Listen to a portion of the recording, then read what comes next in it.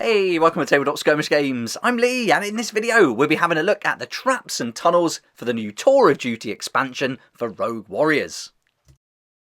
In the Tour of Duty book we go through a Vietnam era campaign, but you can use all the rules that I'm going to go through in this video for any era or theatre of war. So let's get started and we'll kick things off with the Booby Traps.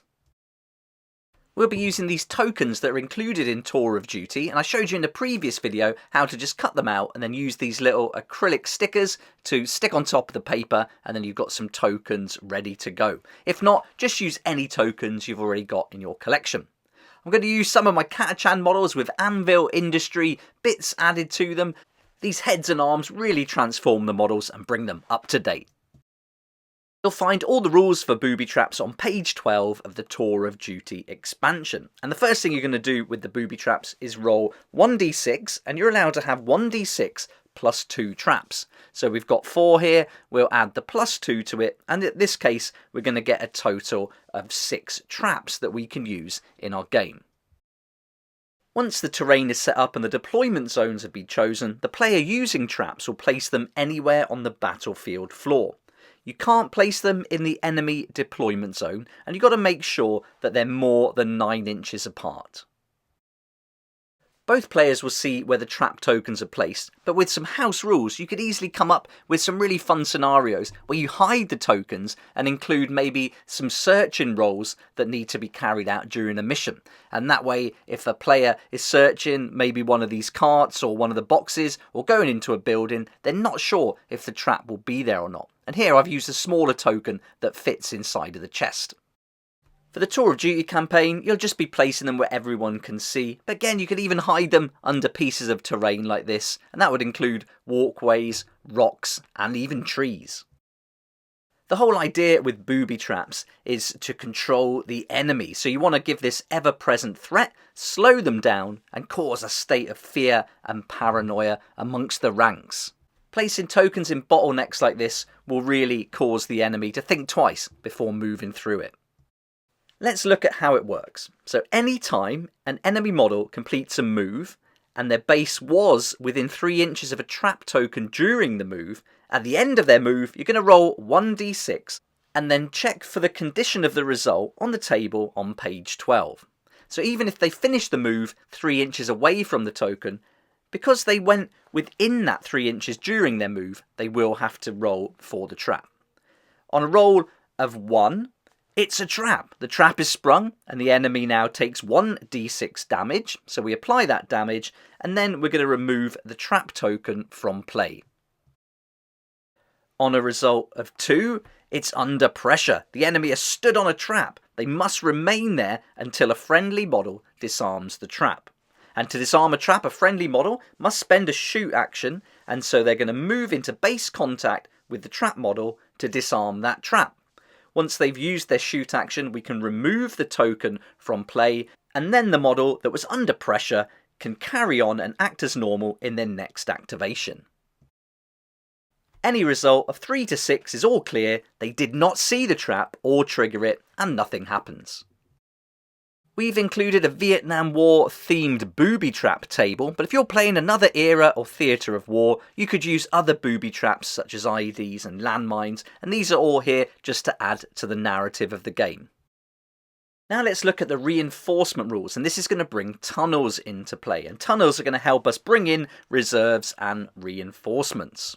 We'll use the tunnel tokens that you can find in the Tour of Duty book, and again we've put those acrylic stickers on top of them. This is a little bit different. You're going to roll 1d3 and then add another 2 tokens to it. So that 5 will become a 3. We'll add the extra 2 and that's going to give us a total of 5 tunnel tokens that we can use for this example. Once the terrain is set up and the deployment zones have been chosen, the player using the tunnels places their tunnel tokens anywhere on the battlefield floor except the enemy deployment zone, and again we're going to make sure that they're more than 9 inches apart. Let's look at reserves, and reserves can be taken from enlisted or recruits starting team members. Here we're using enlisted, and we're going to choose 3 of the enlisted to be reserves. Any number of reserves are placed on the battlefield at the start of a round before any roll-offs are carried out, and we're going to place those reserves in base contact with any tunnel token. Each soldier is allowed to enter from a different tunnel token. Now let's look at reinforcements, and reinforcements can be brought into play when the enlisted or recruits have first been reduced to half of their starting numbers. Here you can see we're down to 4, we started with 8, so now reinforcements can be placed on the battlefield at the start of a round before any roll-offs are carried out. But with reinforcements, they all must enter from the same tunnel token. And again, we're going to place them in base contact with that tunnel token.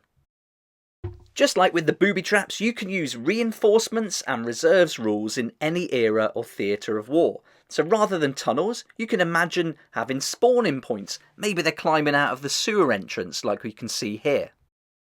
I really like the idea of vehicles arriving onto the battlefield and the soldiers getting out. Maybe you've got some troop carriers like this and the soldiers are all going to disembark and join in the battle. So if you're designing your own missions, I'm sure you can come up with some really great ideas. In modern warfare situations, I can certainly imagine helicopters landing in and the special forces jumping out and getting stuck in. Airborne troops can parachute into play and landing in the area you've placed the token. And if you want to get really weird, I could even see aliens teleporting onto the battlefield. And I can't wait to release the zombie expansion for Rogue Warriors so we can see some zombies crawling out from the grave and attacking the soldiers. However you want to play it, just use your imagination. Have fun incorporating the rules into your game in a way that adds to the narrative. There you go, that's a quick overview of the traps and tunnel rules for Rogue Warriors from the Tour of Duty expansion. We've kept these rules as simple as we could, and I think there's loads of different directions you could go in with them. Perfect for the Vietnam War era, but with so many applications across different eras of modern warfare and theatres of war, with your imagination, I reckon you can come up with some really cool and fun ideas. But I hope you found this video helpful. I'd love to hear what you think about it, so let me know in the comments down below. And we've got loads of other videos on the channel. You can check out the jungle terrain video that we did to accompany the new book. Also air and artillery support rules. There's a video going in depth on the shooting rules. And also a full video going through everything to play solo from Ungentlemanly Warriors. Best videos to watch if you haven't seen any before are how to assemble a team, design a mission for Rogue Warriors, and a complete how to play video going through everything that you can find in Rogue Warriors, a modern warfare skirmish game core book. Once you got to grips with the rules, there's a couple of demo games so you can see it all in action, and this takes you through step by step how to play a complete game. Thanks so much for watching the video. Hope you found it helpful. If you liked it, it'd be great if you hit the like button. Subscribe to keep up to date with all the news. And I look forward to seeing you here again next time on Tabletop Skirmish Games.